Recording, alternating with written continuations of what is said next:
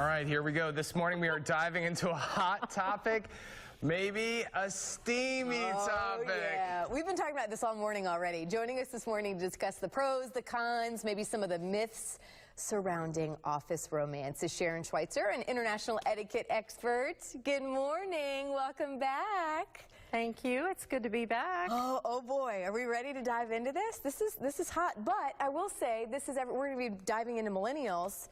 I mean, people dating at work, this has been happening for ages. I don't think you can tell people to not do it. Well, it's a dangerous cocktail for thirsty professionals, and it does happen in the workplace. It does. So that's our number one question. How many employers have office romance policies in place? Well, that is on the rise. It used to be back in 2003, only about 18% of employers had those policies in place. Now, in 2013, we have 42% of employers. Oh, wow. Obviously, it's jumped.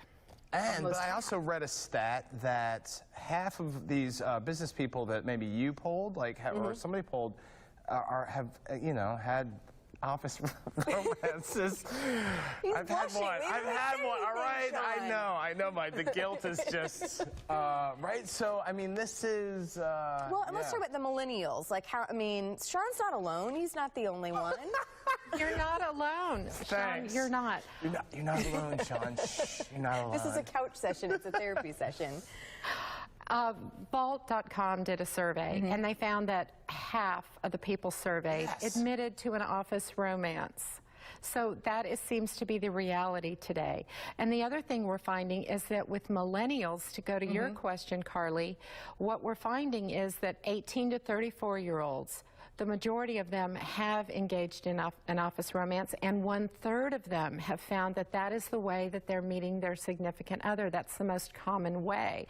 And that ranks above dating apps, and that ranks above meeting people in a bar. Well, that's where people are spending most of their time, is it not? I mean, that's what was funny. I mean, you can't tell people not to do that, but that's where you're saying that's why the policies, employers are more, having more active. Do you think it's something more than that, though, than just proximity, or is it, or like you're creating something together? Carly's making me laugh today. I don't know why. Well, Sean, it is, and what they're finding in these surveys is that people have a lot in common in the workplace because you're focusing on the same projects, you understand the same stresses. So let's say that you are in the publishing industry or you're in the news industry, you understand the deadlines. If you're an attorney, you understand the pressures in that particular field, or in medicine. So you understand emergency medicine, or you understand the stress of dealing with cancer patients. So it's similar interest. And all right, let's talk about male versus female too. And this is interesting too. This is something, by the way, you just did a recent article on the Huffington Post about this as well that I know was wildly popular. That's why we wanted to talk about it this morning. Thank you. But male versus female, and you say females tend to have more regret about this? Well, SHRM has done a study, and so has Mick.com. So since I practiced law for 15 years, I tend to do a lot of research. Okay. And yes, whenever they look to see if you've had an office romance, would you have another office romance? Women expressed more regret. 71% of women said they would not I know re-engage. the ones who date me definitely regret. 100% of the women who dated me have regret. I did my own informal poll. And for the men, not so much. They would re-engage in another office romance, Carly. They would.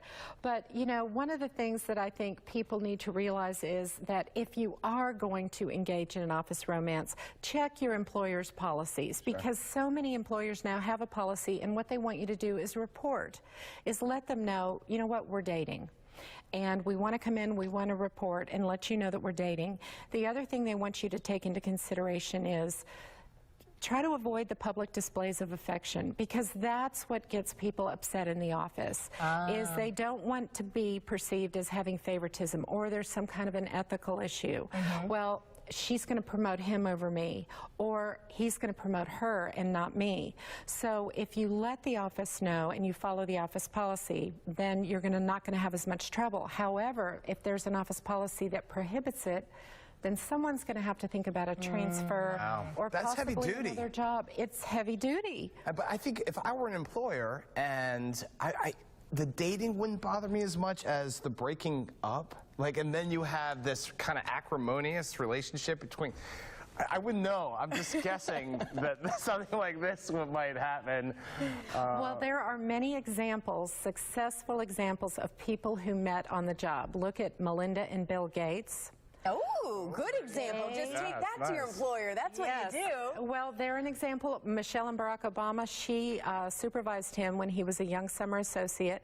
And then we have our own Natalie Taylor. Yes, she has married someone else into the business. So thank you so much for being here this morning. And again, we might have to have you back. There's more. We just kind of scratched the surface on it. Sean has more confessions to do as We want to hear more, Sean. Yes, we do. We do. Oh, no, We're ready. Carly. No, I was young and Stay with foolish. us. We'll Good luck, be right back. We'll hear good luck, these in the everybody. commercial break.